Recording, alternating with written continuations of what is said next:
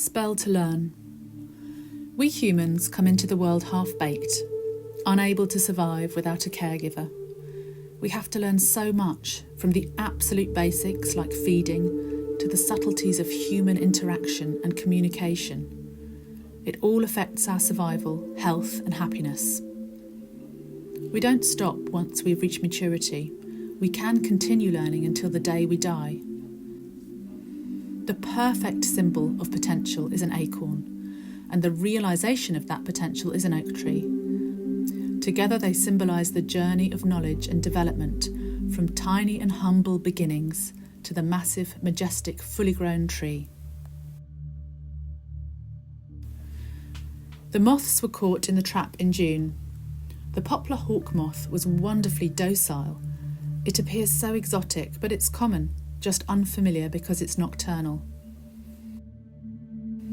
The barred yellow moth was surprisingly feisty, and whilst the poplar hawk moth happily perched for me all morning without moving, I had to work very fast to capture the size and markings of the barred yellow moth before it took off, and then work back in from photographs.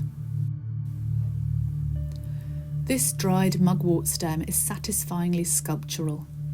The round seed heads create an interesting form with varied negative spaces. All parts of the plant have been used in traditional medicinal practices for hundreds of years. Mugwort promotes good sleep, alleviates stress, and aids digestion. All benefits that will help you learn. Break down your tasks and information into digestible pieces. This learner's pot was painted on location in Cambridge Museum of Archaeology and Anthropology. Having made a few pots myself, I recognise this as a thumb pot or pinch pot. Very simply made and actually pretty well made too. The wall of the pot was a very similar thickness right down to the bottom. The clunky handle on the outside, however, with a cute little hole through it and the very uneven rim, point to the fact that this may be somebody learning the craft or whipping up something very quickly. The size of this is just enough for an espresso, and it indicates that it might have been made for or by a child. It's usually displayed in the children's section. The surface had the most marvellous patina from age and the firing process. Part of its appeal for me is the tiny label fused to the inside, beautifully handwritten with copperplate script, found in Haslingfield College Farm in 1872. This adds another layer of story to this ancient object. It's most probably an Iron Age pot, which means it's between 2,000 and 3,000 years old. I imagine the gentleman amateur archaeologist uncovering it, dressed in his tweeds and leather boots in the 1870s. Crows are clever birds. They can learn and adapt, which makes them so successful. They can use tools, work in teams, plan for the future, assess problems and think them through. Apparently they can even recognise themselves in the mirror and remember the faces of people. They can even mimic sounds. Choosing this crow feather was a major operation. It turns out I have quite a few, and it ended up as a major feather sort out. It holds the composition in a satisfying way, answering and reflecting the mugwort on the opposite side of the work. I'm very lucky to know a neighbour who collects bones of various creatures. She very generously loaned me some of her collection. The rat's skull is particularly beautiful with those two symmetrical white front teeth.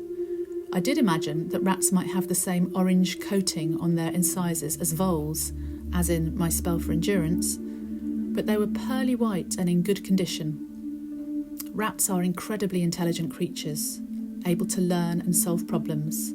They have an excellent memory. They are like us in many ways, amazingly adaptable. I sometimes wonder if this is why they revolt us so much. The owl is the symbol of knowledge and learning in many cultures, representing the goddess Minerva and Cailleach Oiche in the Celtic. This tawny owl feather was given to me by a friend of my daughter, who actually has a very sharp eye for spotting things. It's not in pristine condition, but I love how its dishevelled appearance creates interesting shapes, folds and shadows.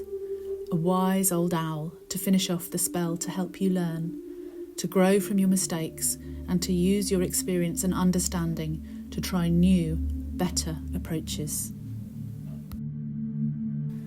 Thanks to our neuroplasticity, the brain gives us endless potential to create new neural pathways, to take on information and learn new skills. Really, the process of learning is trying, failing, refining, and trying again. It's a fluid process which allows growth. Perfectionism can stand in the way of learning.